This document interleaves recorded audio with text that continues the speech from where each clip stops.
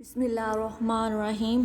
لوگ چاہے جتنے اچھے کیوں نہ ہوں لیکن چھوڑ ہی جاتے ہیں، پر میرے اللہ کبھی اپنے بندے کو اکیلا نہیں چھوڑتا، کیونکہ میرے اللہ کی محبت سچی، مخلص اور بے مطلب ہے۔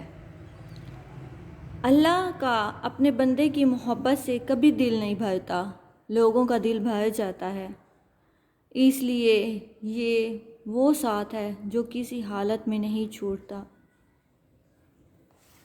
آج ہم 13ویں روزے کی وظائف بتائیں گے۔ 13ویں روزے کو نماز تہجد کے بعد ہم پڑھیں گے سبحان اللہ و بحمدہ، سبحان اللہ العظیم و بحمدہ استغفر اللہ، یہ 100 مرتبہ پڑھیں گے اور پورے رمضان میں پڑھیں گے۔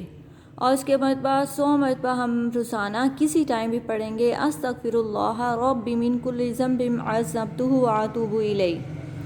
اور اس کے بعد نماز فجر ادا کریں گے، اور اس کے بعد ہم یہ رزق کے لیے بہت مجرب وظیفہ ہے، سورہ جمعہ کی آیت نمبر 4 40 مرتبہ پڑھیں گے۔ یہ ہم ویسے بھی روٹین بنا سکتے ہیں، رمضان المبارک کے بعد بھی رزق کے لیے یہ بہت مجرب وظیفہ ہے۔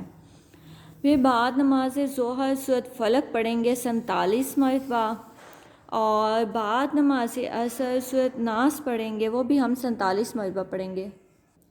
بعد نماز مغرب دعائے نجات 11 مرتبہ پڑھیں گے، ربنا آتنا فی الدنیا حسنۃ وفی الآخرۃ حسنۃ وقنا عذاب النار۔ یہ دنیا اور آخرت کی کامیابی کے لیے بہت اچھی دعا ہے، اور ہمارے پیارے نبی صلی اللہ علیہ وآلہ وسلم کی محبوب ترین دعا ہے۔ آپ صلی اللہ علیہ وآلہ وسلم یہ دعا کثرت سے مانگا کرتے تھے۔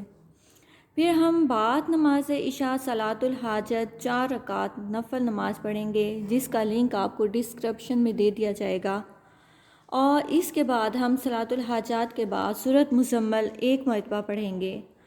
اور آپ روٹین بنا لیں کہ اپنی زندگی میں شامل کر لیں کہ سورۃ ملک رات کو روزانہ عشاء کے بعد پڑھ کے سویا کریں۔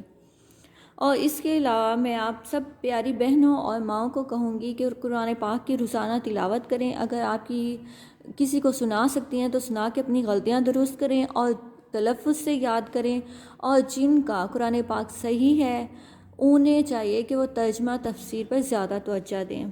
اللہ پاک ہم سب کو رمضان المبارک کے روزے رکھنے، نماز پڑھنے، تراویح پڑھنے کی توفیق عطا فرمائے۔ اللہ پاک ہماری عبادت اپنی بارگاہ اقدسی میں قبول و منظور فرمائے، اور ہماری ساری مشکلیں آسان فرمائے۔ آمین۔ جزاک اللہ۔